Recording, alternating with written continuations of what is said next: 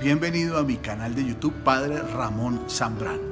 Dios te bendiga en este nuevo día. Iniciamos el tiempo ordinario, la segunda parte del tiempo ordinario, del tiempo común, como celebramos los misterios de fe.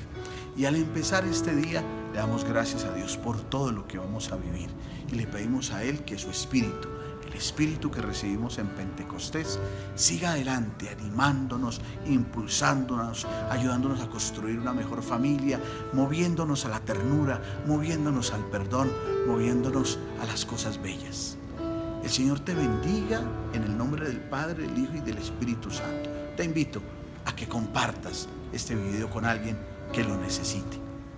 Dios está aquí, tan cierto como el aire que